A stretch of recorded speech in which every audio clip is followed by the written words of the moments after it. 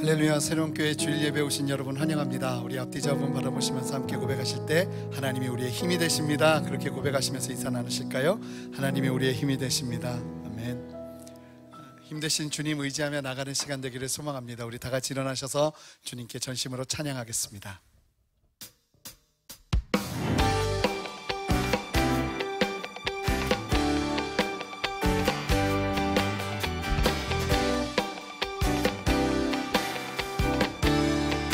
고백합니다. 예수 안에 있는 나에게, 예수 안에 있는 나에게 결코 정죄함 없네. 생명의 성령의 법이 해방하였네. 예수 안에 있는 나에게 결코 정죄함 없네. 생명의 성령의 법이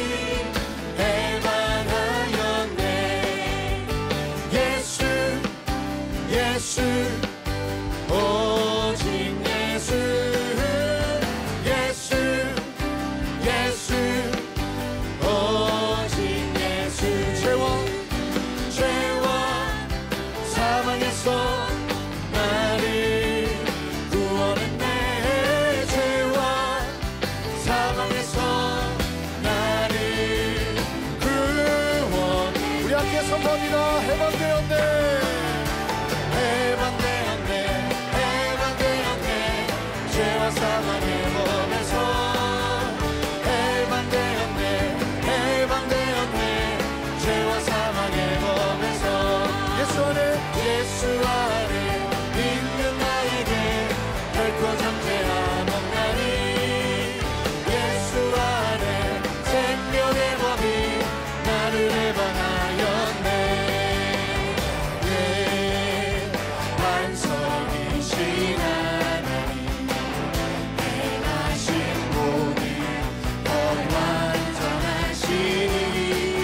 선포합시다. 나의 생명 되신 하나님, 내게 행하신 그 찬양합니다. 우리 함께 전심으로 선포합니다. 신실하신 하나님, 실수가 없으신 좋으신 나의 주.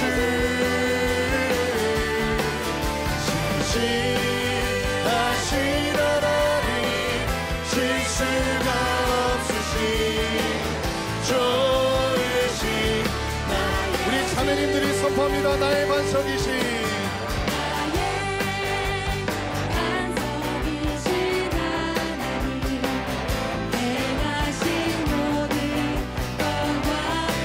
우리 형제님들의 목소리로 선포합니다. 나의 생명 대신, 생명 되신 하나님, 내게 행하신 그 찬양합니다. 함께 한 목소리로 신실하신 하나님, 실수가 없으신 좋으신 나의 주.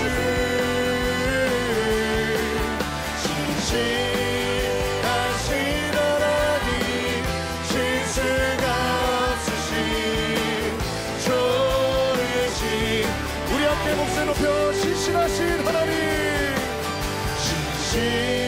신실하신 하나님, 실수가 없으신 좋으신 나의 주.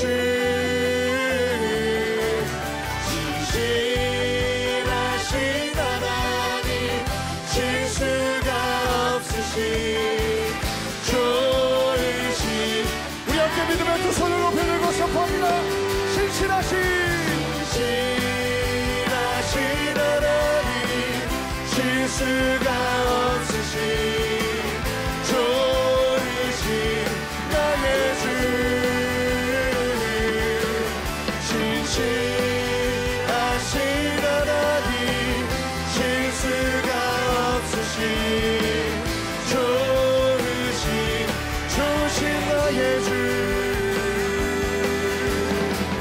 좋으신 나의 주.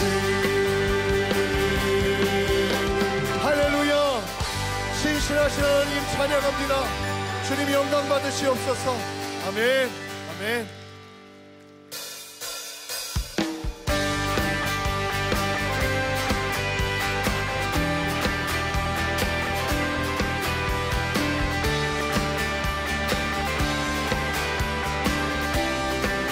신실하신 주님 믿음의 눈으로 바라보며 고백합니다.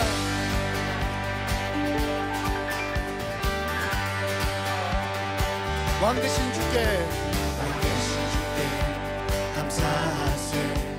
이 사랑 영원하리라. 모든 것 위에 뛰어나신 주 이 사랑 영원하리라. 찬양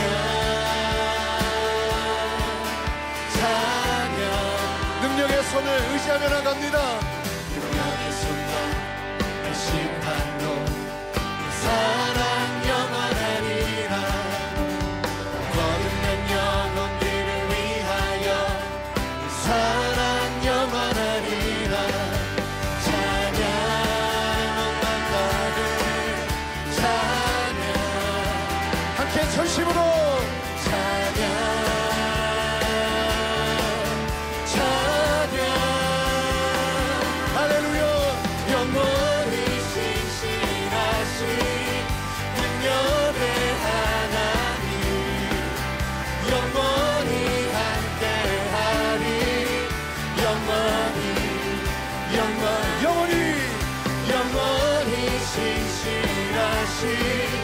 능력의 하나님 영원히 함께하리.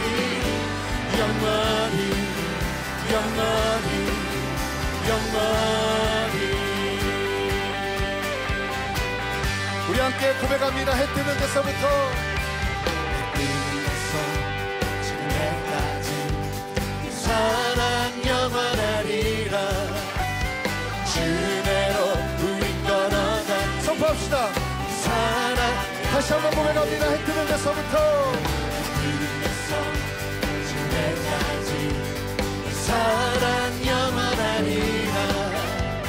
주내로 우린 걸어가리.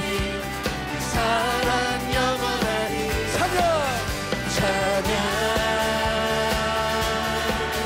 찬양 몸만 다해 찬양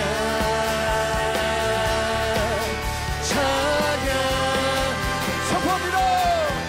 영원히 신실하신 능력의 하나님 영원히 함께하리.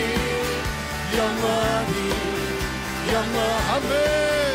영원히 신실하신 능력의 하나님 영원히 함께하리. 영원히 함께 찬양.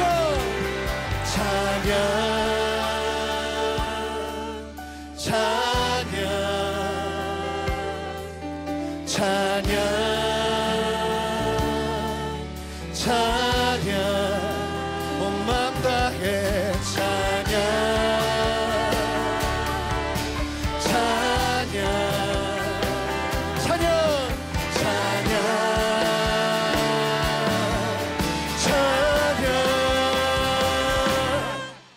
영원히 신실하신 능력의 하나님 영원히 함께하리.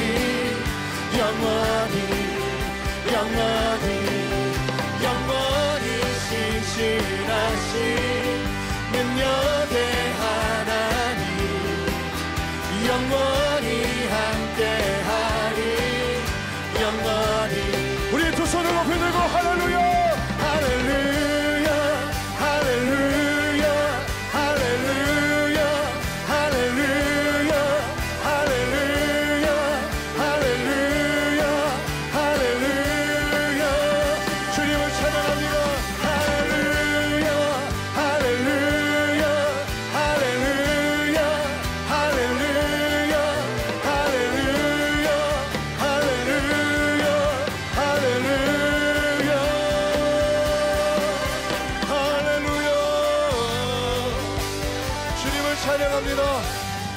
살아계신 주님, 우리 예배를 통해서 높이 받으시옵소서.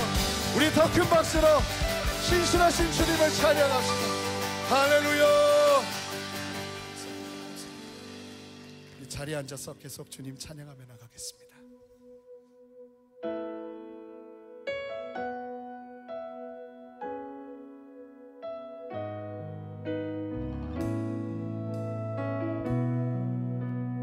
함께 고백합니다. 은혜 아니면 은혜 아니면 살아갈 수가 없네. 모험마저도 다 주의 것이니 세상 평안과 위로 내게 없어도 예수, 오직 예수뿐이. 다시 한번 고백합니다. 은혜 아니면 은혜 아니면 살아갈 수가 없네. 나의 모든 것 다 주께 맡기니 참된 평안과 위로 내게 주신 주 예수, 오직 예수뿐이네. 선포합니다.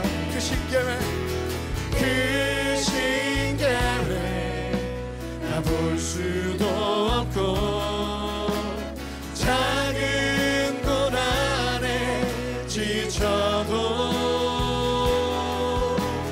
주께 묻기 나의 모든 삶 버티고 견디게 하시네. 은혜 아니면 은혜 아니면 살아갈 수가 없네. 나의 모든 것 다 주께 맡기니 참된 평안과 위로 내게 주신 주 예수, 오직 예수뿐이. 그 신계획 다 볼 수 없고 그 신계획 다 볼 수도 없고 작은 고난에 지쳐도 주님께 묻기 나의 모든 삶 버티고 견디게 하시네. 은혜 아니면 살아갈 수가 없네. 은혜 아니면 살아갈 수가 없네. 나의 모든 것 다 주께 맡기니 참된 평안과 위로 내게 주신 주 예수, 오직 예수뿐이. 오직 예수뿐이네. 오직 예수뿐이네. 우리 함께 한 마음으로 고백합니다. 저 높은 곳을 향하여 날마다 나아갑니다. 내 뜻과 정성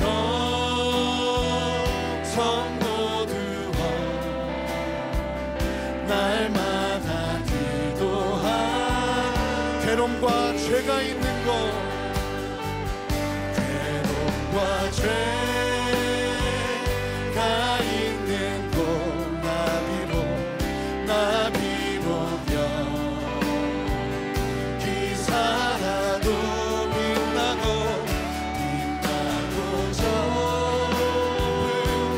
저곳을 날마다 바라봅니다. 날마다 바라보니. 우리 고백합시다. 내 주여 내 발 붙어서, 내 주여 내 발 붙으사 그곳에서 게 하소서. 그곳은 빛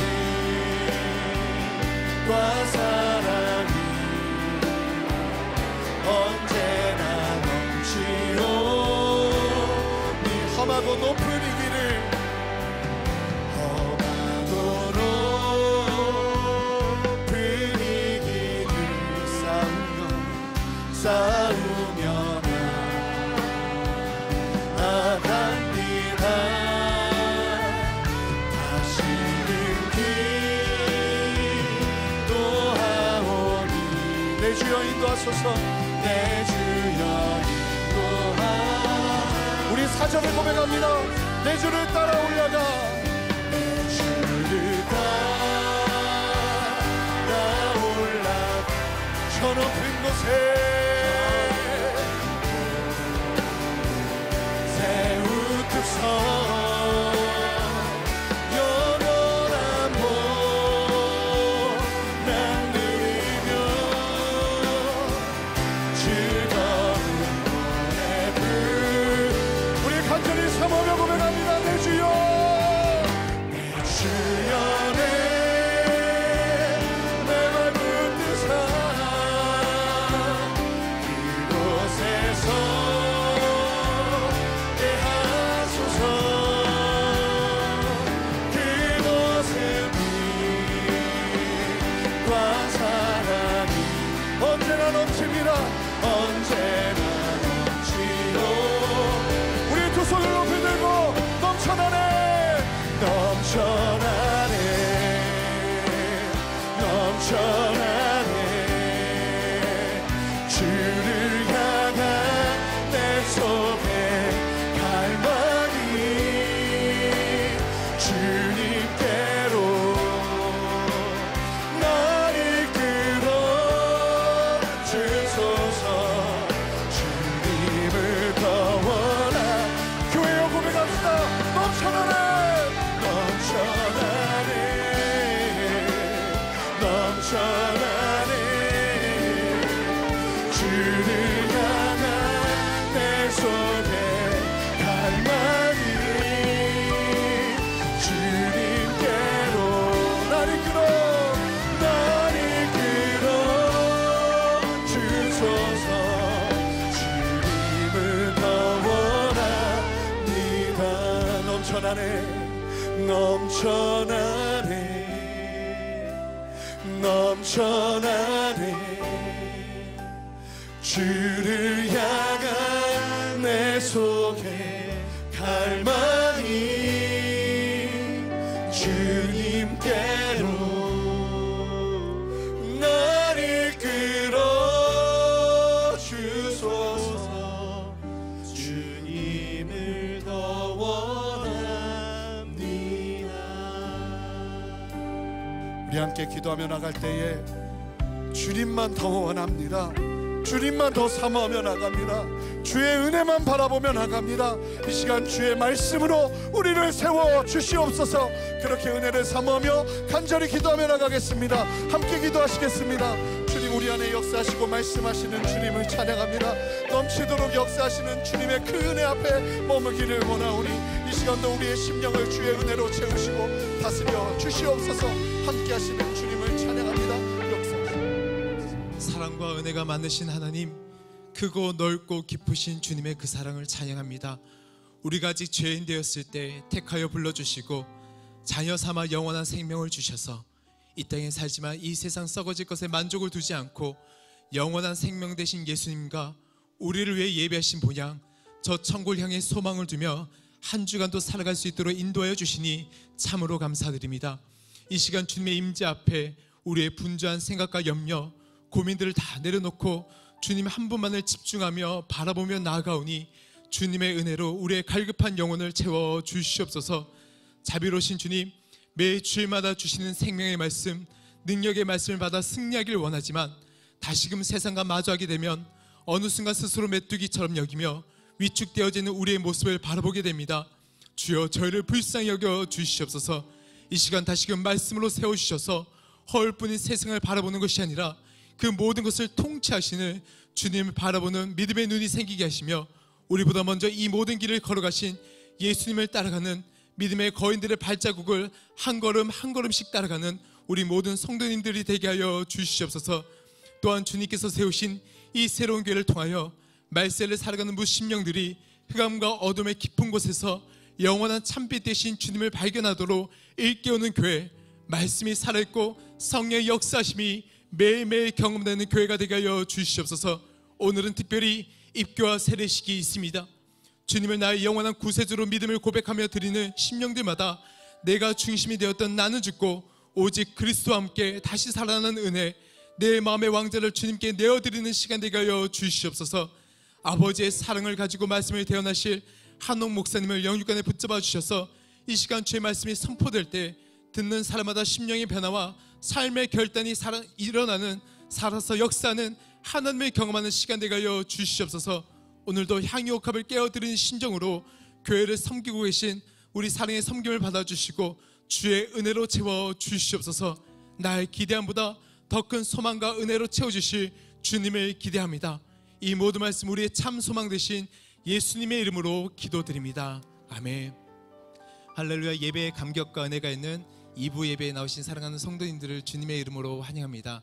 오늘 예배 가운데 귀한 은혜 나눠주실 것을 기대하면서 좌우에 계신 분들께 이렇게 축복하겠습니다. 말씀 충만하세요. 우리 서로 축복하는 시간 갖도록 하겠습니다. 우리 함께 서로를 바라보며 고백하겠습니다. 축복합니다. 축복합니다. 주님의 이름으로 축복합니다. 주님의 사랑으로 이곳에 모인 주의 거룩한 자녀에게 주님의 기쁨과 주님의 사랑이 충만하게 충만하게 넘치기를. God bless you. God bless you. 축복합니다. 주님의 사랑. 우리 더 멀리 있는 지체들 바라보면서 고백하겠습니다. God bless you. God bless you. 축복합니다. 주님의 사랑. 우리 서로에게 박수로 격려하며 축복의 마음을 나누고 있습니다. 지난주에 있었던 교회 소식 전해드리겠습니다. 지난 11월 30일부터 12월 2일간 3일에 걸쳐서 겨울 성령 부흥 집회가 은혜 가운데 잘 진행되었습니다. 한옥 목사님을 강사로 모시고 오직 한 가지를 구하리니라는 주제로 이 시대를 살아가는 성도님들에게 은혜와 도전이 되는 귀한 시간이 되었습니다. 받은 은혜를 가지고 정말 삶 가운데서 귀한 은혜가 넘쳐나고 이 은혜 열기가 우리 40일 신년 특별 새벽 예배까지 이어지기를 소망합니다. 2학기 성경 속으로 주간반 저녁반이 지난 11월 20일 목요일과 27일 10주간의 과정을 마치고 종강했습니다. 성경 속으로는 새로운 교회 기초 양육 과정으로서 성경을 맥을 관통하는 성경 프로그램입니다. 내년에도 성경 속으로의 많은 관심과 지원 부탁드립니다. 크리스마스 기쁨을 제소자 자녀들에게 전달하는 엔젤트리 사역에 성도님들의 동참을 기다리고 있습니다. 엔젤트리는 제소자가 자녀에게 쓴 카드와 성도님들이 준비한 선물을 제소자의 이름으로 보내는 오른손이 하는 일을 왼손이 모르게 하는 가장 따뜻한 사역입니다. 자세한 내용은 주보를 참조해 주시고 성탄절을 앞두고 소외된 이들에게 따뜻한 사랑을 나눠주시길 바랍니다. 의료선교팀에서는 2부 예배 후 서울역에 위치한 드림시티 교회 노숙인들을 위한 의료선교를 다녀올 예정입니다. 추운 겨울 의료선교팀의 섬김을 통해서 예수님의 사랑이 노숙인들에게 잘 전달될 수 있도록 성도님들의 기도 부탁드립니다. 82기 새가족 1주차 교육이 오는 낮 12시 7층 세론을에서 진행됩니다. 새가족분들 꼭 참석해 주시길 바랍니다. 사역팀에서 사역팀원을 모집하고 있습니다. 유재인 주일학교에서는 사랑으로 섬겨주실 교사를 모집하고 있습니다. 세례받은 지 1년 이상 되시고 공동체에 1년 이상 성실하게 참여해 오신 모든 분들의 지원을 기다리고 있습니다. 아울러 영어 동시 통역팀과 새벽 섬김팀에서도 사역팀원을 모집하고 있습니다. 교회를 사랑으로 섬기길 원하시는 성도님들의 지원 부탁드립니다. 은혜로운 예배를 위해서 주차 광고 드리겠습니다. 초등학생 이하 유젠 학부모님들과 장애우를 동반하신 차량 외에는 가급적으로 카풀과 대중교통을 이용해 주시고 주일에 택시를 타고 오시는 분들은 입구에서 하차하셔서 걸어와 주시면 감사드리겠습니다. 주차 시에는 반드시 연락처를 남겨주시고 예배 후 바로 나가시는 단기 주차와 사역 섬김을 통해서 오랫동안 차를 주차하게 되는 장기 주차 여부를 주차팀에게 꼭 전달을 해주셔서 그에 맞게 주차할 수 있도록 안내를 받으시면 감사드리겠습니다. 혹시 아직 차량 등록을 하지 않으신 성도님들이 계시면 예배를 마치시고 나가셔서 차량 등록을 해주시면 감사드리겠습니다. 담임 목사님 추천 도서인 걱정 없는 삶을 추천해 드립니다. 여러 가지 걱정을 안고 살아가는 삶 가운데서 이 책의 저자는 어떻게 하면 그 모든 걱정과 염려를 이기고 승리하는 삶을 살아갈 수 있는지 그 대안과 실제적인 방법에 대해서 책에서 이야기를 하고 있습니다. 이 책을 통해서 다시금 도전 받으시길 바랍니다. 이제 세대식 후에 한옥 목사님께서 하나님의 말씀 전해 주시겠습니다.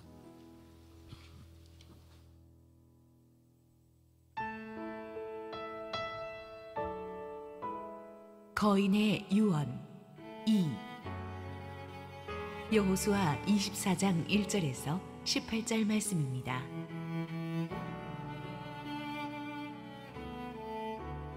여호수아가 이스라엘 모든 지파를 세겜에 모으고 이스라엘 장로들과 그들의 수령들과 재판장들과 관리들을 부르매 그들이 하나님 앞에 나와 선지라. 여호수아가 모든 백성에게 이르되 이스라엘의 하나님 여호와께서 이같이 말씀하시기를 옛적에 너희의 조상들 곧 아브라함의 아버지 나홀의 아버지 데라가 강저쪽에 거주하여 다른 신들을 섬겼으나 내가 너희의 조상 아브라함을 강저쪽에서 이끌어내어 가나안 온 땅에 두루 행하게 하고 그의 씨를 번성하게 하려고 그에게 이삭을 주었으며 이삭에게는 야곱과 에서를 주었고 에서에게는 세일산을 소유로 주었으나 야곱과 그의 자손들은 애굽으로 내려갔으므로 내가 모세와 아론을 보내었고 또 애굽에 재앙을 내렸나니 곧 내가 그들 가운데 행한 것과 같고 그 후에 너희를 인도하여 내었노라. 내가 너희의 조상들을 애굽에서 인도하여 내어 바다에 이르게 한즉 애굽 사람들이 병거와 마병을 거느리고 너희의 조상들을 홍해까지 쫓아오므로 너희의 조상들이 나 여호와께 부르짖기로 내가 너희와 애굽 사람들 사이에 흑암을 두고 바다를 이끌어 그들을 덮었나니 내가 애굽에서 행한 일을 너희의 눈이 보았으며 또 너희가 많은 날을 광야에서 거주하였느니라. 내가 또 너희를 인도하여 요단 저쪽에 거주하는 아모리 족속의 땅으로 들어가게 하매 그들이 너희와 싸우기로 내가 그들을 너희 손에 넘겨주매 너희가 그 땅을 점령하였고 나는 그들을 너희 앞에서 멸절시켰으며 또한 모압 왕 십볼의 아들 발락이 일어나 이스라엘과 싸우더니 사람을 보내어 보올의 아들 발람을 불러다가 너희를 저주하게 하려 하였으나 내가 발람을 위해 듣기를 원하지 아니하였으므로 그가 오히려 너희를 축복하였고 나는 너희를 그의 손에서 건져내었으며 너희가 요단을 건너 여리고에 이른즉 여리고 주민들 곧 아모리 족속과 브리스 족속과 가나안 족속과 헷 족속과 기르가스 족속과 유이 족속과 여부스 족속이 너희와 싸우기로 내가 그들을 너희의 손에 넘겨주었으며 내가 왕벌을 너희 앞에 보내어 그 아모리 족속의 두 왕을 너희 앞에서 쫓아내게 하였나니 너희의 칼이나 너희의 활로서 이같이 한 것이 아니며 내가 또 너희가 수고하지 아니한 땅과 너희가 건설하지 아니한 성읍들을 너희에게 주었더니 너희가 그 가운데에 거주하며 너희는 또 너희가 심지 아니한 포도원과 감람원의 열매를 먹는다 하셨느니라. 그러므로 이제는 여호와를 경외하며 온전함과 진실함으로 그를 섬기라. 너희의 조상들이 강 저쪽과 애굽에서 섬기던 신들을 치워버리고 여호와만 섬기라.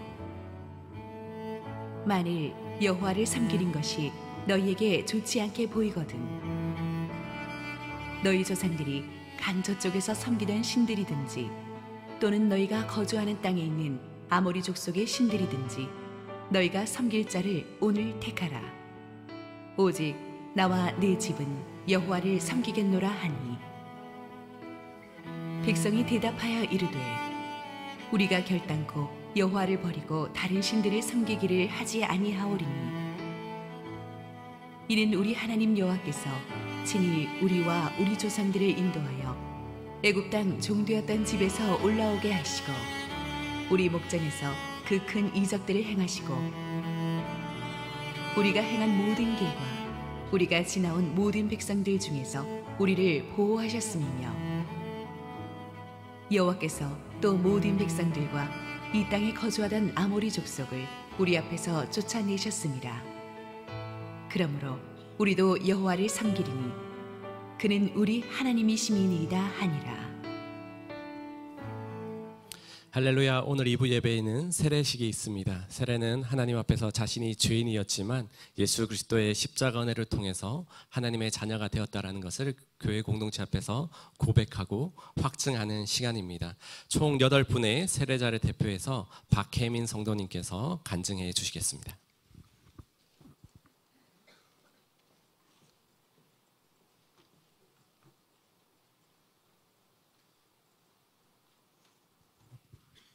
발표하겠습니다. 저의 결혼 생활은 불안 그 자체였습니다.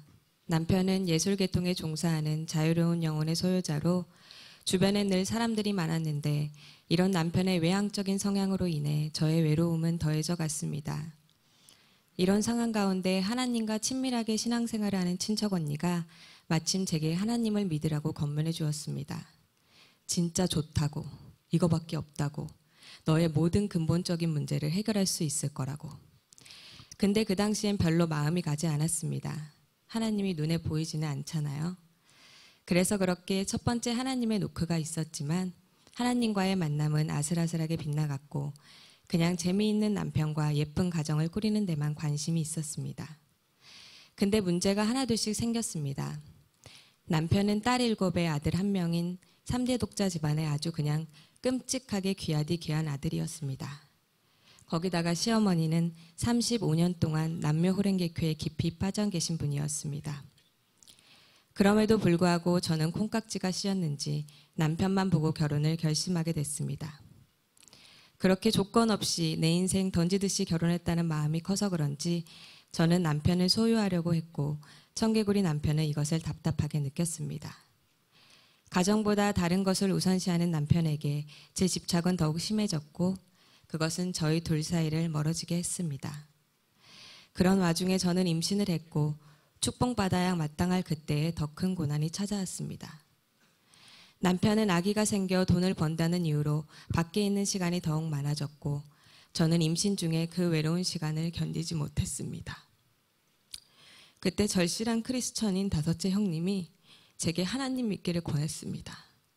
하나님을 처음 소개해준 사촌 언니에게는 너무 미안하지만 정말 절실했기에 그 순간 하나님을 만나고 싶었습니다.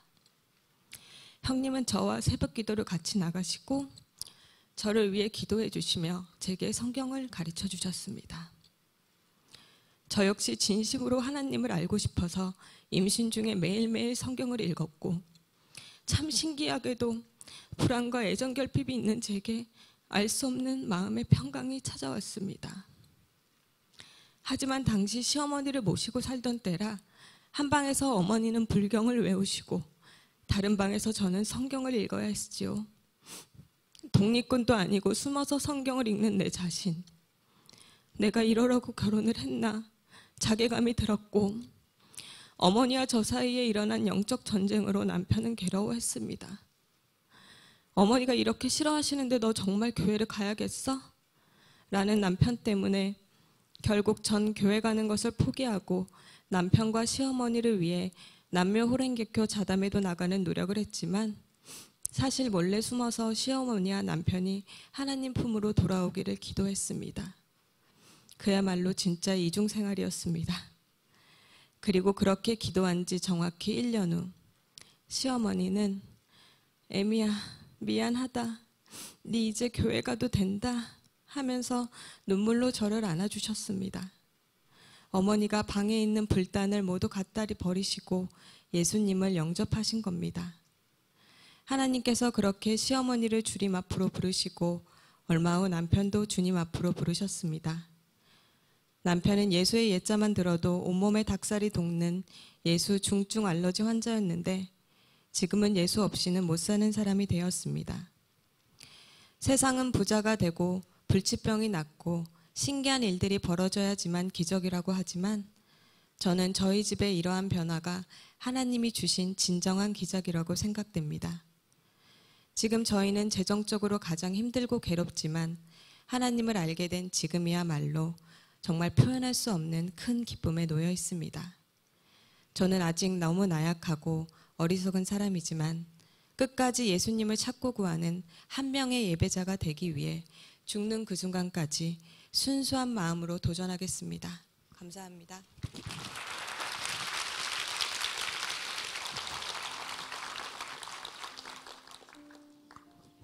네, 너무나 귀한 간증 감사드립니다. 이어서 세례 서약이 있겠습니다. 세례자들께서는 한 걸음 앞으로 나오셔서 오른손을 들고 세례 서약을 하시겠습니다. 여러분은 하나님 앞에서 죄인이며 오직 예수 그리스도를 믿는 믿음으로만 구원을 얻을 수 있음을 믿으십니까? 여러분은 삼위일체의 하나님, 전능하시고 창조주 되신 하나님과 십자가의 죽음과 부활하심을 통하여 구원을 이루신 하나님의 독생자 예수 그리스도와 성도 안에 거하시며 도우시는 성령 하나님을 확실히 믿으십니까? 여러분은 모든 죄의 길을 떠나 성령 하나님을 의지하며 하나님의 말씀인 성경의 가르침을 따라 온전하게 순종하는 삶을 살아갈 것을 서약하십니까? 여러분은 교회의 리더십에 복종하고 교회의 덕을 세우는 일에 힘쓰며 교인으로서의 의무와 권리를 바르게 행사하기를 서약하십니까? 우리 함께 기도하도록 하겠습니다. 사랑하는 하나님 아버지, 하나님의 은혜로 이들을 죽음의 길에서 영원한 생명으로 인도하여 주셔서 이렇게 귀한 세례의 자리에 서게 하시니 참으로 감사합니다. 주님의 십자가 은혜로 구원하셨사오니 이들의 삶 가운데 성령으로 인도하여 주시고 이 믿음의 고백대로 살아내게 하여 주시옵소서. 세상의 빛 가운데 생명의 빛을 발하는 귀한 사람이 되게 하여 주시옵소서. 예수님의 이름으로 기도드립니다. 아멘. 이제 세례를 베풀겠습니다. 영혼이 은총입어 중한 죄짐 벗고 오니 슬픔 많은 이 세상도 천국으로 화하도다. 그리스도의 사랑으로 죽음에서 구원하신 하나님의 아들 조민준에게 내가 성부와 성자와 성령의 이름으로 세례를 주노라. 아멘. 축복의 통로가 될지어다.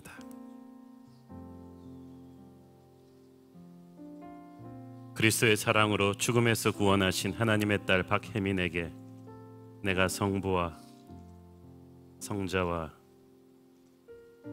성령의 이름으로 세례를 주노라. 아멘. 축복의 통로가 될지어다.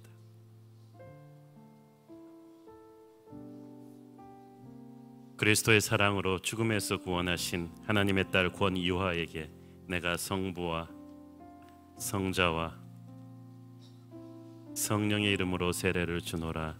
아멘. 축복의 통로가 될지어다.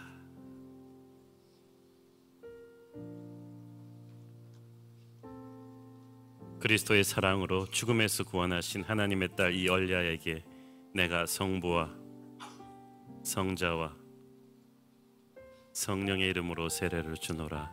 아멘. 축복의 통로가 될지어다. 그리스도의 사랑으로 죽음에서 구원하신 하나님의 아들 최규성에게 내가 성부와 성자와 성령의 이름으로 세례를 주노라. 아멘. 축복의 통로가 될지어다.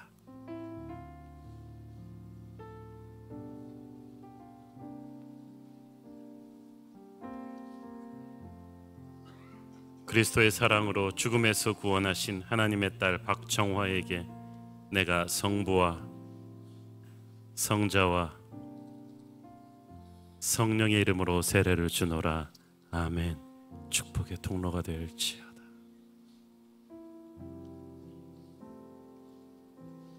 그리스도의 사랑으로 죽음에서 구원하신 하나님의 아들 이남길에게 내가 성부와 성자와 성령의 이름으로 세례를 주노라. 아멘. 축복의 통로가 될지어다.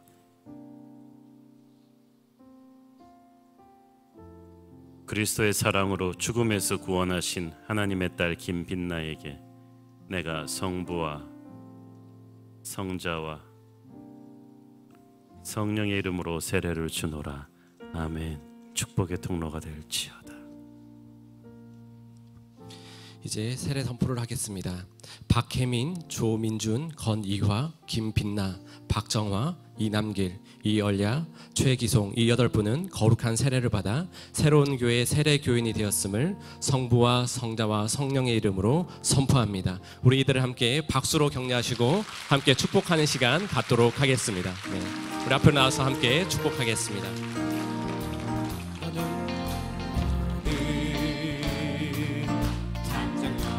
뻗은 나무 가지에 푸른 열매처럼 하나님의 귀한 축복이 삶에 가득히 넘쳐날 거야. 너는 시련이 와도 능히 이겨내 강한 팔이 있어. 전능하신 하나님께서 너와 언제나 함께 하시니 너는 하나님의 사랑, 아름다운 하나님의 사랑. 나는 널 위해 기도하며 내 길을 축복할 거야. 너는 하나님의 선물, 사랑스러운 하나님의 열매. 주의 품에 꽃 피운 나무가 되어줘. 축하합니다. 우리 하나님께 영광의 박수 올려드리겠습니다. 우리 모든 세례 간증이 참 은혜롭지만 오늘 박혜민 자매님 간증 들으니까 한 사람이 예수를 믿으면 그 온 집안에 은혜의 변화가 일어난다는 것을 새삼 실감할 수 있었습니다. 우리 함께 한번 기도하시고 또 하나님 말씀 보겠습니다. 사랑의 주님, 은혜 감사합니다. 오늘도 부족한 죄인이 은혜의 말씀을 들고 이 자리에 섰습니다. 주의 은혜와 능력이 오늘 말씀을 통해 우리에게 선포되게 하여 주옵소서. 예수님 이름으로 감사드렸습니다. 아멘. 지난번 설교에서 우리는 죽음을 앞둔 여호수아가 이스라엘 백성들의 지도자들을 불러놓고 남긴 유언을 함께 묵상했습니다. 이제는 여호수아의 두 번째 유언으로서 이제는 이스라엘 모든 백성을 한자리에 불러놓고 한 연설입니다.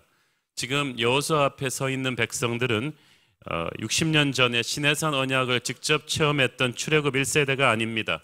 출애굽 1세대는 우리가 아는 것처럼 불순종으로 인해서 광야에서 다 죽고 광야에서 자라난 출애굽 2세대가 그 뒤를 이었고 이제 출애굽 2세대들도 전부 다 60을 넘어서 그들의 자녀들인 이제 출애굽 3세대가 이스라엘의 주축을 이루고 있었습니다. 이들은 한마디로 말해서 고난을 경험해 보지 못한 세대라고 할 수 있습니다. 출애굽 구원의 짜릿한 경험도 광야의 연단도 잘 모릅니다. 이들 출애굽 2세대에서 3세대로 이어지는 사람들은 풍요로운 약속의 땅에 들어와서 약속의 땅의 축복은 누리면서 동시에 가나안의 매력적인 우상문화, 음란문화, 폭력문화에 물들어서 영적으로 흔들리는 조짐을 보이고 있었습니다. 그래서 여호수아가 죽기 전에 그들을 한번 확실하게 영적으로 잡아주기를 원했던 것입니다. 여호수아의 유언은 하나님의 권위로 선포되는 것이었습니다. 1절 말씀에 보니까 여호수아가 말하고 있는데 그들이 하나님 앞에 나와 선지라라고 말하고 있어요. 2절에서도 여호수아는 유언을 하기 전에 하나님 여호와께서 이같이 말씀하셨다고 말합니다. 이것은 보통 자신감이 아닙니다. 완전히 하나님과 일심동체가 된 사람이 아니면 할 수 없는 담대한 선포죠. 그랬습니다. 여호수아는 어린 시절부터 평생을 하나님과 교제하면서 살아온 사람입니다. 그리고 항상 성령 충만했습니다. 오늘의 이 유언을 하기 전에도 여호수아는 오랜 시간 하나님 앞에 기도하려 엎드려 있었음이 분명합니다. 그러니까 여호수아가 하나님께서 말씀하셨다고 말해도 사람들은 아무 반감도 느끼지 않았습니다. 오히려 여호수아가 말하고 있었지만 하나님의 임재를 그 자리에서 느낄 수가 있었어요. 이 여호수아의 말의 권위는 인간의 언어가 아닌 하나님이 주시는 성령의 권위였습니다. 우리 시대에도 이렇게 성령 충만해서 하나님의 권위를 가지고 다음 세대를 영적으로 일깨울 수 있는 영적 어른들이 필요합니다. 저는 여러분 모두가 그런 성령 충만한 영적 권위가 있는 어른들이 되시기를 축원합니다. 3절부터 13절까지의 본문을 쭉 읽어보면 아브라함 때부터 시작해서 오늘에 이르는 이스라엘의 역사가 압축되어서 소개됩니다. 지난 장에서 지도자들에게 한 연설에서 여호수아는 아주 단도직입적으로 하나님의 말씀을 철저하게 순종하며 살아라 이것을 요구했지만 오늘 백성들 전체를 모아놓고 하는 연설에서는 접근 방식이 다릅니다. 상당히 긴 부분을 이스라엘의 지나간 역사를 함께 리뷰하는 데 할애했습니다. 하나님이 함께 해오신 역사의 교훈이 있으니까 이 교훈을 배우라는 뜻이죠. 이스라엘의 역사를 보면 참 하나님을 빼놓고는 생각할 수가 없는 놀라운 기적과 은혜의 역사였습니다. 하나님의 계획과 섭리는 한 세대에 국한되지 않고 여러 세대를 아우르는 수백 수천 년을 타고 흐르는 장구한 것임을 알 수가 있습니다. 그래서 당대에는 잘 이해되지 않던 일들도 세월이 가면서 큰 의미를 드러내거나 살면서 이유를 알 수 없는 어려움과 공고함을 만날 때도 우리가 헤아리지 못할 뿐이지 우리가 알 수 없는 하나님의 놀라운 계획과 섭리가 숨어 있음을 보여주는 그런 것이었습니다. 그래서 우리는 축복의 미래를 가기 위해서 오히려 은혜의 과거의 역사를 성령께서 조명해 주시는 시각으로 한번 돌아볼 필요가 있습니다. 여호수아는 그저 자기 한 시대 잘 먹고 잘 살다 가는 그런 인생이 아니고 전 시대를 두고 태초부터 지금까지 세상 끝날까지 역사를 경영해 가시는 하나님의 손길을 깨달은 그런 인물이었습니다. 그래서 24장에 보면은 여호와 하나님이라는 말이 무려 21번이나 나옵니다. 이스라엘의 역사 중에서 여호수아의 역사 중에서 하나님의 주권적인 개입을 빼놓고는 해석이 안 되는 거예요. 여러분의 역사도 여러분 개인의 인생도 하나님을 빼놓고는 해석이 되지 않는 줄 믿으시기 바랍니다. 이 하나님의 역사가 주는 첫 번째 교훈은 하나님의 선택이었습니다. 긴 이야기의 시작이 아브라함의 가문, 아브라함의 아버지 데라 때부터 쫙 시작하죠.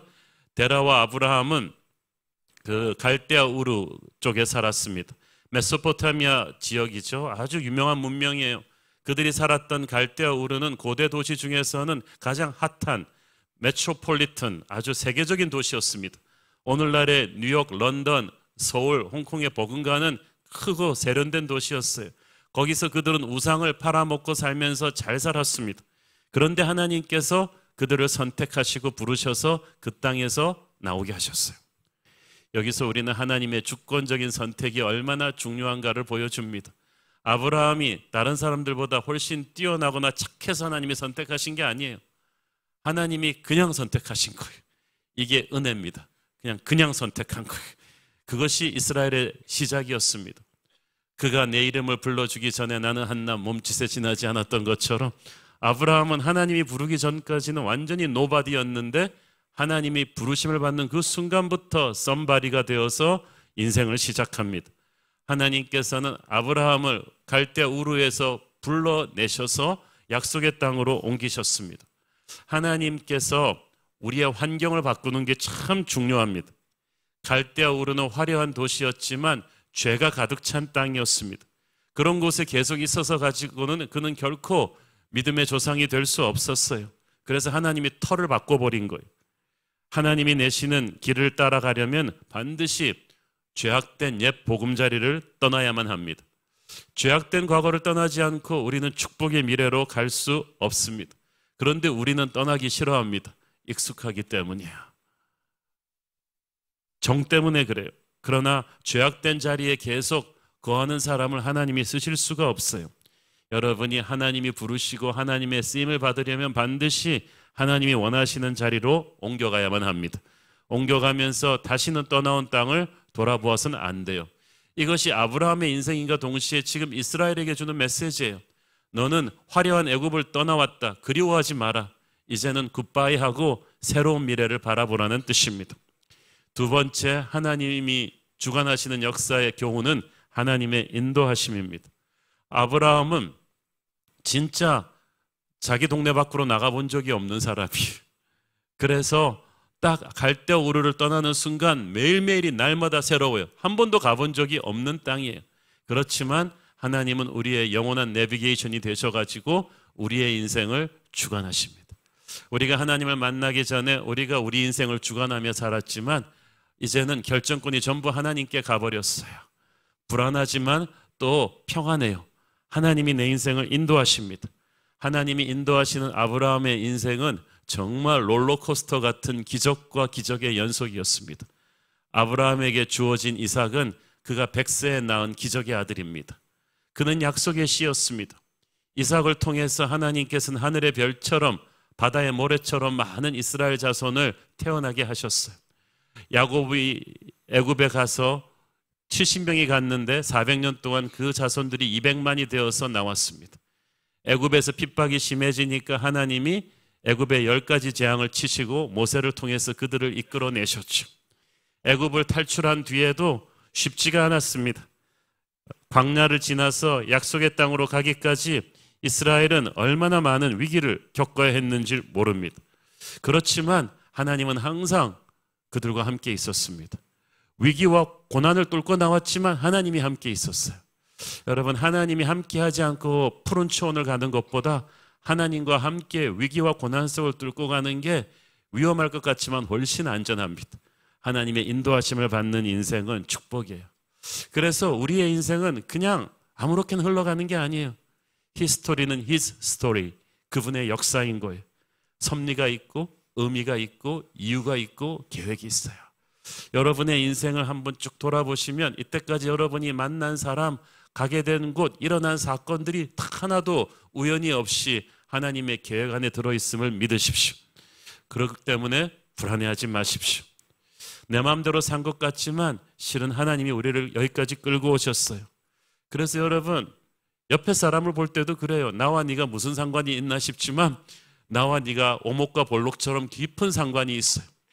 룻과 나오미와 보아스가 정말 서로 알지도 못하던 사람들을 하나님이 탁탁 엮으시더니 놀라운 전체 그림을 그려내시지 않습니까? 과거 속에서 하나님의 계획을 발견하고 내 이웃과 나의 만남에서 하나님의 계획을 발견하고 하나님의 인도하심을 발견하는 것, 이것이 크리스찬의 역사의식인 줄을 믿습니다. 자, 그런데 6절을 자세히 보면은 갑자기 이때까지는 이스라엘 이전 세대를 가리키는 조상이라는 호칭을 하다가 출애굽 역사를 다룰 때부터는 이제는 너희라는 주어가 딱 바뀌어져요. 그 말은 무슨 말이에요? 이제 너희는 더 이상 역사의 구경꾼이 아니라 역사의 참여자다. 이제 너희는 역사의 주인공이 될 거야. 여러분, 우리도 마찬가지예요. 성경을 읽을 때 우리는 믿음의 선진들의 이야기를 배우는데 이 이야기가 그냥 호랑이 담배 피워 먹던 옛날 얘기로만 생각하면 안 돼요. 이 이야기가 바로 우리 속으로 영적으로 쫙 연결되어 있는 거예요. 우리 안에 모세와 여호수아가 같이 살고 있는 거예요. 다시 한번. 그래서 하나님께서는 과거의 역사를 들려주시다 갑자기 우리를 무대 위에 딱 올리면서 말씀하세요. 이제 너희들이 드라마의 주인공이야. 조상들의 바톤을 이어받아 지금 너희가 서 있는 곳에서 하나님의 역사를 보여주어라. 우리가 약속의 땅을 정복하라, 이걸 맨날 왜 붙여놓느냐? 여러분이 여호수아서를 공부하면서 여러분이 저 안으로 뛰어들어가는 거예요. 여러분이 저 역사 속에 서 있어요. 여러분이 이 시대의 여호수아인 것입니다. 여호수아는 지금 그 얘기를 하고 있는 거예요. 너희들에게 역사는 지금 현실이 될 것이다. 세 번째, 하나님의 역사 속에는 하나님의 보호하심이 담겨 있어요. 7절에 보면은 너희가 그 많은 날을 광야에서 거주하였느니라고 써 있어요. 거주했다는 말은 정확하게 번역하면은 생활했다는 거예요. 여러분 이스라엘 가보신 분들은 알겠지만 이 광야가 생활할 수 있는 곳이 아닙니다. 제가 6월 달에 이스라엘 한번 갔다 다시는 여름에 이스라엘을 안 갑니다. 얼마나 더운지요. 이스라엘 민족이 3주 만에 하나님께 불평했다는 걸 전 존경하게 됐어요. 저는 3주가 아니라 3시간을 못 버티겠더라고요. 낮에는 정말 거짓말 안 하고 계란 후라이를 탁 땅에다 치면 익을 정도로 뜨겁고 밤에는 영하로 기온이 떨어집니다. 물도 없어요. 사방에 독충과 전갈이 있는 그곳에서 어떻게 삽니까? 근데 이스라엘은 거기서 하나님이 거주하게 하셨어요. 38년을 날마다 만나와 메추라기가 먹여주었고 곳곳에서 기적 같은 샘물이 터졌고 도시에 사는 것처럼 신도 닳지 않았어요. 옷도 헤어지지 않았어요. 우리도 광야 같은 세상 속에 살지만 하나님의 기적의 보호하심 아래 사는 것을 믿으시기를 바랍니다. 하나님의 보호하심에 관해서 대표적인 예로 들어준 사건이 9절과 10절에 나오는 발락과 발람 사건이에요. 이름이 비슷해서 맨날 발음할 때마다 제가 좀 힘이 드는데 모압 왕 발락이 그 당시 최고의 주술사 발람을 매수해서 이스라엘을 저주하려고 했죠. 그냥 붙어서는 이스라엘이 너무 강하니까 발람이 좀 저주해 주면 이스라엘을 망하게 할 수 있겠다. 당대 최고의 주술사니까. 그런데 이게 그냥 역풍을 맞아버렸어. 하나님께서 발람을 너무 강하게 딱 압박하시니까 발람이 돈 받고 저주하려 하다가 입으로 내뱉는 말은 다 축복이 되어버렸어요. 마치 쓰레기에서 꽃을 피우는 것처럼 하나님은 발람의 3번에 걸친 무서운 저주를 엄청난 축복으로 바꾸셔서 선포해버리셨어요. 이것은 우리에게 무엇을 알려줍니까? 우리를 향해 퍼부어지는 어떤 마귀의 저주와 공격도 하나님이 허락하지 않으시면 다 헛되이 땅으로 떨어질 것입니다. 더 히트는 당시 모압 광야에 진치고 있던 이스라엘 백성들은 전혀 이 사실을 모르고 있었다는 사실이죠. 모압과 이 발락과 발람의 이 뒷거래에 대해서 전혀 모르고 있으면서 이 은혜를 받았어요. 여러분이 아는 문제만 문제인 줄 아세요?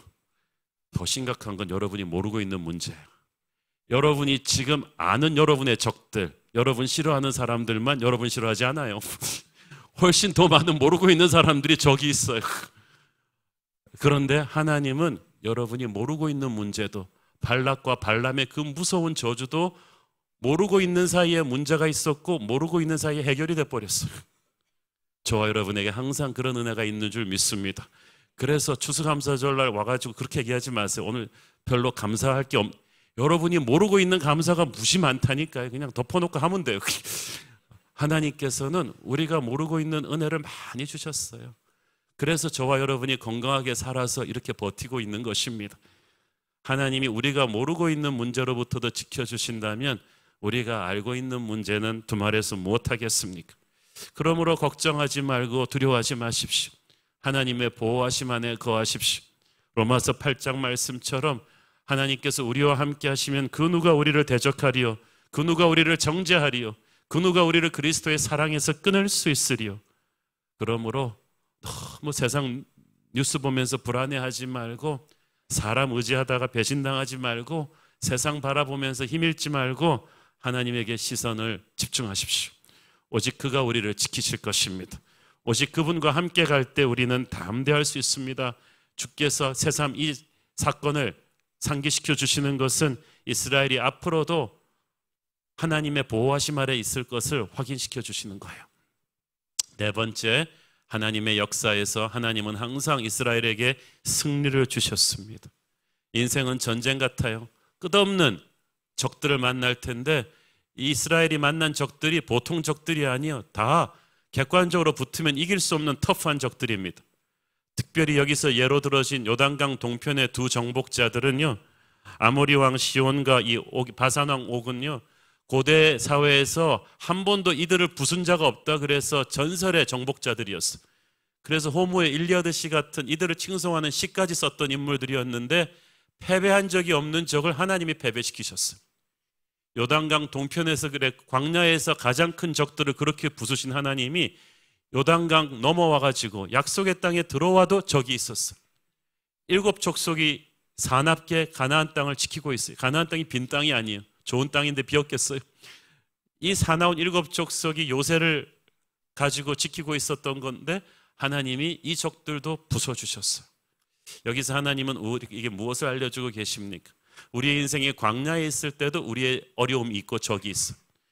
약속의 땅에 들어와서 성공한 뒤에는 걱정 없나 싶었더니 성공하고 나서 어려움이 더 있었어요. 다니엘은 총리 대신 된 뒤에도 적의 음모로 사자굴에 던져졌어요. 그러나 하나님은 여러분이 광야에서 만나는 적이나 약속의 땅에 들어가서 만나는 적이나 할 것 없이 다 물리쳐 주실 것입니다. 12절에 보니까 내가 왕벌을 너희 앞에 보내어 그들을 쫓아냈다고 합니다. 또 어떤 분이 목사님 진짜 하나님이 벌을 키웁니까? 상징적인 의미죠. 하나님의 두려움이 앞서가서 적을 제압했다는 거예요. 그래서 그 어떤 적도 너희와 담대히 맞서지 못했다는 뜻입니다. 여러분이 주님과 함께 전진하는 한 우리는 항상 승리를 경험할 것입니다. 결론, 이 모든 것은 100% 하나님의 은혜였습니다. 하나님은 이 사실을 이스라엘이 깊이 인지하기를 원하셨어요. 본문 12절 13절에 보면 그 얘기예요. 아모리 족속들을 몰아낸 것은 너희의 칼과 활로 싸운 것이 아니고 하나님이 쫓아내 주신 것이다. 하나님과 협업했다 그러지 마라. 하나님이 하셨다. 하나님께서는 너희가 수고하지 아니한 땅과 너희가 건설하지 아니한 성읍들을 너희에게 그냥 줬다. 그러니까 하나님과 같이 지었다고 하지 마라. 그냥 준 거다. 너희가 심지 아니한 포도원과 감람원의 열매를 먹게 하셨다. 세상은 심은 대로 거둔다. 공짜 점심은 없다. 콩 심은 데 콩 나고 팥 심은 데 팥 난다를 가르치지만 하나님의 나라 법칙은 아니에요. 안 심은 데도 거둔다는 거예요. 공짜 점심을 주겠다는 거예요. 이게 은혜입니다. 받을 자격이 없는 사람에게 내려주는 축복입니다. 우리는 사실은 하나님의 도우심으로 사는 게 아니고 하나님의 은혜로 사는 거예요. 도우심은 나도 어느 정도 할 때 말하는 얘기고 한 거 없잖아요. 저는 특히 너희가 수고하지 아니한 땅과 건설하지 아니한 성읍들을 너희에게 주었다는 말씀을 약속의 땅 기도하면서 정말 은혜롭게 받고 있어요. 자기의 힘으로 할 수 있는 게 아니었어요. 사랑하니까 하나님이 그냥 준 거예요. 이유는 없어요. 돌이켜보면 모든 것이 이스라엘의 역사는 기적과 은혜였습니다. 기적의 또 다른 이름은 하나님의 은혜 아니겠습니까? 이스라엘은 도저히 이길 수 없는 싸움을 이겼고 자기가 짓지 않은 집에 살았고 가꾸지 않은 곡식을 먹었어요. 그야말로 재주는 가나안 백성들이 넘고 돈은 이스라엘이 받은 셈이 되어버렸죠. 다 굶어 죽는다 하는 업계 최고의 불경기 속에서 이스라엘만은 하나님이 주시는 식량을 먹고 살았어요. 여러분, 이 땅은 불경기가 들락날락하지만 천국은 항상 호경기임을 믿으십니까? 우리는 천국의 경기에 딱 선을 대놓고 사는 사람이지 이 땅의 불경기에 흔들리는 사람이 아닙니다. 가만뒀으면 이스라엘은 꼼짝없이 요즘 시리아 난민들처럼 됐을 텐데 하나님이 번듯한 땅을 주셔서 기죽지 않고 살 수 있었어요. 모든 것이 하나님 아버지가 그들의 아버지였기 때문이에요. 여호수아는 계속해서 이것을 강조합니다. 너는 기적으로 살았다. 기적의 또 다른 이름은 은혜다. 네가 수고하지 않았는데도 하나님 때문에 이렇게 살 수 있었다. 그것이 이제 그 다음 결론으로 이어집니다. 그러므로 딴짓하지 마라. 이때까지 너의 모든 성공의 근원이었던 하나님을 변함없이 사랑해라. 이게 결론이에요. 여호수아가 이제 백성들의 결단을 촉구합니다. 14절 읽습니다. 그러므로 이제는 여호와를 경외하며 온전함과 진실함으로 그를 섬기라. 너희의 조상들이 강 저쪽과 애굽에서 섬기던 신들을 치워버리고 여호와만 섬기라. 여호수아가 이 말을 하는 건 다 이유가 있어요. 이스라엘 자손들 중에 자신들의 조상이 애굽에서 섬기던 우상들을 아직도 갖고 와서 섬기고 있는 사람들이 있는 거예요. 광야 저쪽에서 섬기던 신들을 아직도 갖고 와서 섬기고 있는 신들이 있는 거예요. 60년 전의 신들인데 이게 어디서 났을까요? 아버지들이 갖고 있었던 거예요. 부모들이 안 버린 거예요, 세상의 우상신들을. 그러니까 출애굽 3세대도 가지고 있는 거예요. 여러분, 부모가 하나님을 믿고 나서도 버리지 않은 세상의 우상신들은 그대로 자기 자손들의 영성을 파괴시킬 것입니다. 그거 아십니까? 그러니까 하나님 믿는다고 하면서 뒷방에다가 감춰둔 우상들을 지금 여호수아가 치워버리라는 거잖아요. 예배를 예배되게 하려면 우상을 치워야 됩니다. 예배는 사운드 시스템을 잘 갖춰서가 아니라 우상을 치우고 들어오는 거예요. 그래야 그게 진짜 하나님이 기뻐 받으시는 예배입니다. 14절에서 여호수아가 뭐라고 말합니까? 여호와를 경외하고 온전함과 진실함으로 하나님을 섬기라. 여기서 경외하고라는 말은 fear the Lord, 하나님을 두려워하고 첫째, 둘째, 온전함과 진실함으로 serve the Lord with all faithfulness, 진정한 신실함으로 나누어지지 않는 온전한 사랑으로 섬기라. 이 두 가지를 예배 회복으로 여호수아가 다시 주는 거예요. 이번 부흥의 주제가 뭐였죠? 오직 한 가지를 구하는 것인데 이스라엘은 예배가 지금 많이 분산돼 있어. 여러 가지를 구하면서 하나님을 구했던 거예요. 자, 여기서 예배 스타트를 여호수아는 경외하고 하나님을 먼저 두려워하고로 시작합니다. 80년대 미국 교회는 텔레 에반젤리스트, 그래서 TV 설교자들이 굉장히 인기를 끌었습니다. 엄청나게 많은 헌금들이 글로 보내줬어요. 그런데 그 중에서 가장 유명한 TV 설교자 한 분이 죄를 지었습니다. 마귀의 시험에 든 거죠. 공금횡령과 탈세와 여러 가지 범죄에 연루돼서 감옥에 들어가게 되었어요. 그것 때문에 하나님의 나라가 얼마나 큰 명예가 실추됐는지 몰라요. 그래서 미국의 한 경건한 원로 목사님이 그분을 신방을 갔어요. 구치소로 신방을 가서 왜 그랬냐? 어쩌다가 하나님을 향한 사랑을 잊어버렸느냐? 라고 물었더니 그 수감된 그분이 기가 막힌 말을 했어요. 저 하나님 사랑해요. 하나님 사랑하는 마음이 식은 적은 없는데 다만 하나님을 두려워하는 마음을 잊어버렸어요. 그래서 이렇게 됐어요. 여러분, 사랑의 하나님이 주시는 축복에 너무 익숙해져서 어느 순간 거룩하신 하나님의 두려움을 잃어버려서 그렇게 된 거예요. 이스라엘 백성들이 지금 그래요. 아예 하나님을 버린 것도 아니고 하나님을 사랑한다고 그래요. 예배도 나오고 그 말은 어느 정도 진짜였을 거예요. 그러나 하나님을 두려워하는 마음을 잃어버렸기 때문에 뒤로 우상 숭배하는 거예요. 돈 사랑하고 음란물 사랑하는 가나안 문화와 손을 잡은 것입니다. 그리고 그 모습을 자식들이 본 거예요. 그래서 출애굽 2세대 3세대로 가면서 점점 영성이 타락하기 시작한 거예요. 여러분, 하나님은 사랑이시지만 동시에 거룩이십니다. 겉다르고 속다른 영적인 이중성을 참지 않으세요. 지금 여호수아가 그걸 지적하고 있는 거예요. 15절 읽습니다. 만일 여호와를 섬기는 것이 너희에게 좋지 않게 보이거든 너희 조상들이 강 저쪽에서 섬기던 신들이든지 또는 너희가 거주하는 땅에 있는 아모리 족속의 신들이든지 너희가 섬길 자를 오늘 택하라. 오직 나와 네 집은 여호와를 섬기겠노라. 이때까지 거쳐온 모든 땅의 신들이 그들에게 우상으로 들어와 있었어요. 그래서 우리가 환경의 노예라는 거예요. 여러분이 돈을 많이 다루는 직장에 있으면 어느 정도 그 물질의 노예가 돼요. 권력기관에 오래 있으면요 어느 정도 권력의 노예가 돼요. 여러분이 처한 환경에서 주는 우상이 우리 안에 은근히 들어와 있는데 지금 여호수아가 이걸 결단하고 끊어내라는 거예요. 신앙은 영원한 오늘의 선택이에요. 어제 얼마나 잘했는가, 앞으로 잘하겠다 이런 거 소용없어요. 오늘의 결단인데 나만 하는 결단이 아니라 자기와 가정이 같이 하는 거예요. 여호수아는 나와 내 집은 여호와를 섬기겠다고 선포합니다. 예나 지금이나 여호수아는 자기가 살지 않는 거 설교하지 않아요. 그리고 온 백성이 다 이렇게 이중적으로 빠지더라도 자기는 하나님을 두려워하고 사랑할 것이다. 옛날이나 지금이나 여호수아는 하나님을 위해서 왕따 되기를 두려워하지 않습니다. 여러분은 어떤 결단을 할 것입니까?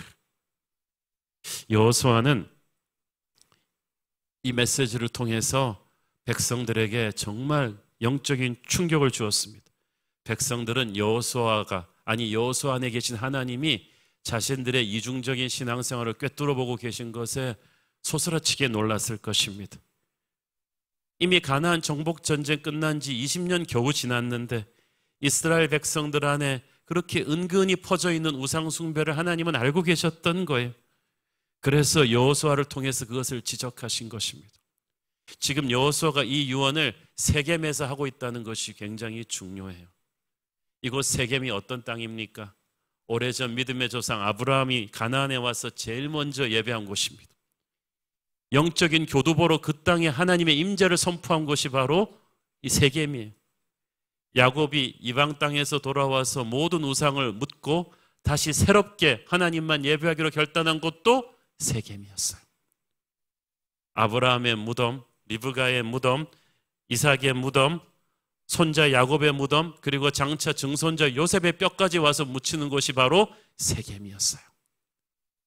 그뿐이 아닙니다. 세겜은 약속의 땅에 들어와서 아이성 전투 뒤에 여호수아가 이스라엘 백성들을 모두 불러 놓고 축복과 저주의 말씀을 선포한 곳이기도 합니다. 그 땅에서 영적 결단의 자리였던 믿음의 조상들의 예배의 자리, 영적인 결단의 자리, 약속의 땅의 영적인 혈과도 같은 그 자리에서 항상 말씀을 들었던 그 자리에서 여호수아는 마지막 유언을 던지는 거예요. 굉장히 중요한 의미가 있어요. 여호수아는 민족의 미래를 논하면서 현재 급변하는 가나안의 정치 상황이나 경제적인 상황에 대해서 일체 언급하지 않았어요. 현실은 항상 어려웠어요. 주변의 족속들은 항상 사납고 강하고 교활했어요.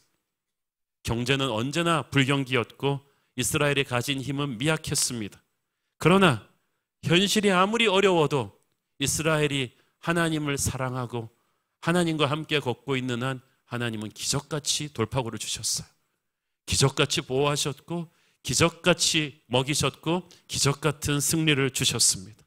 이 모든 것이 100% 하나님의 은혜였기 때문에 앞으로 그들의 운명 또한 얼마나 하나님을 꽉 붙잡고 가는가 거기에 달린 거예요. 오직 한 가지를 구하십시오. 여러 군데 시선 분산하지 말고 먼저 그 나라와 그 의를 구하면 여러분의 가정 문제, 재정 문제, 직장 문제, 모든 문제에 활로가 열릴 줄로 믿습니다. 미래가 두렵다면 하나님 앞에 와서 기도하십시오.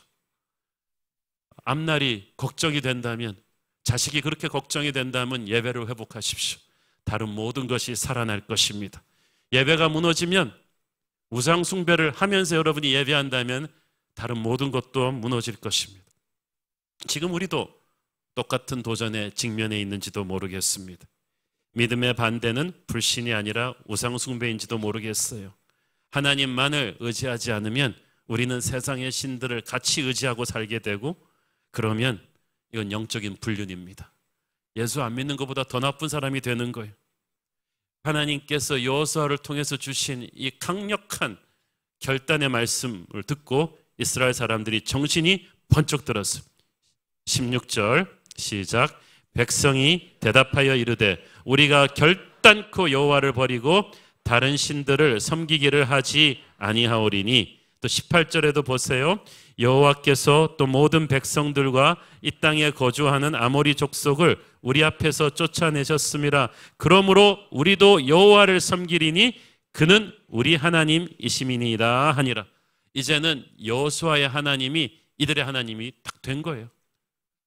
여호수아의 말을 받아서 그들은 우리도 여호와를 섬기겠다고 합니다. 이미 여호수아와 여호수아의 가문이 어떻게 여호와를 섬기는지를 봤기 때문에 삶은 말보다 더 큰 무게를 가지고 그들을 압도해 버렸어요. 그들은 앞으로 여호수아 가문의 신앙을 모범으로 삼아서 살 것입니다. 하나님께서 이스라엘의 장대한 역사를 교육시키면서 이들에게 미래의 비전을 제시해 주셨어요. 여러분, 하나님의 역사를 보는 것은 앞으로 우리의 미래를 어떻게 살 것인가를 알려줍니다. 과거의 승리는 우리에게 영감을 불어넣어주고 과거의 실패는 우리에게 경고를 합니다. 승리의 습관은 반복하고 실패의 습관은 반드시 끊어내야만 여러분의 자손에게 미래가 있을 줄 믿습니다.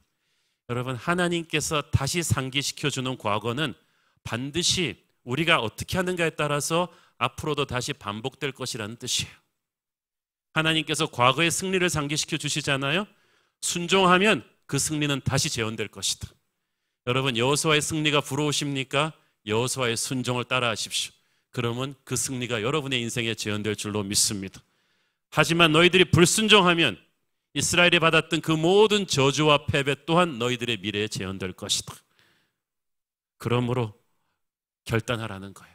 오늘 저와 여러분이 그런 결단이 있게 되기를 바랍니다. 우리가 순종한다면 이때까지 우리를 인도해 주신 하나님의 인도하심은 더 큰 인도하심으로 우리의 미래를 끌고 갈 것이고, 우리가 계속 순종한다면 이때까지 보호해 주신 하나님의 보호막이 미래에도 2배, 3배로 더 두꺼워질 것이고, 우리가 순종한다면 이때까지 주셨던 하나님의 승리가 미래에는 2배, 3배로 더 커질 것입니다. 죽느냐 사느냐, 그것은 우리의 순종에 달려 있고, 우리가 오직 한 가지 하나님을 붙잡는 데 달려 있습니다. 저는 세월이 가도 변함없이 나와 내 집은 하나님만을 섬기겠다고 결단함으로써 약속하신 축복을 자자손손 누리는 저와 여러분 되기를 축원합니다. 기도하겠습니다. 주님 은혜를 감사합니다. 연말입니다. 한 해를 돌아보면서 하나님이 함께 하셨던 역사의 맥을 읽게 하여 주옵소서. 이제 우리도 여호수아와 그 가문처럼 나와 내 집은 하나님만을 섬기겠다는 결단, 세상에 은근슬쩍 받아들였던 우상들을 다 치워버리겠다는 결단을 하게 하여 주옵소서. 오직 하나님만을 사랑하는 것으로 내 평생 그 하나로 충분합니다. 예수님 이름으로 기도했습니다. 아멘. 우리 다 함께 일어나셔서 봉헌 찬양 드리겠습니다. 내 모든 것 나의 생명까지, 내 모든 것 나의 생명까지 다 주님 앞에 드립니다.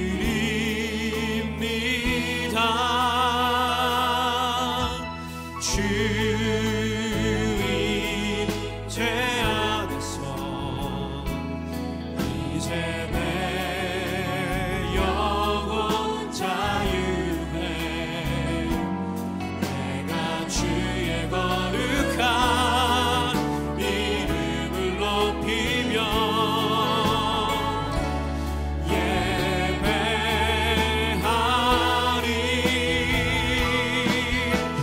어린 양 찬양하리. 내 평생 그 하나로 충분해요.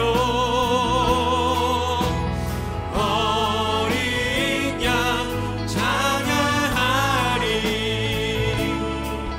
내가 주의 임재 안에 내 모든 것 나의 생명까지, 내 모든 것 나의 생명까지 다 주님 앞에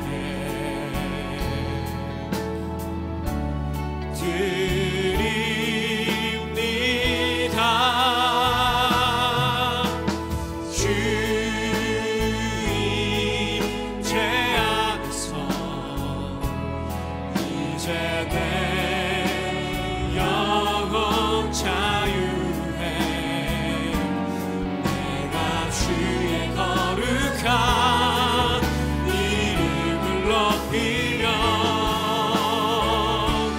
예배. 우리 전심으로 고백합니다. 어린 양 찬양하리. 어린 양 찬양하리. 내 평생 그 하나로 충분해요. 어린 양 찬양하리. 내가 주의 임재한, 함께 믿음의 두 손을 들고 성경의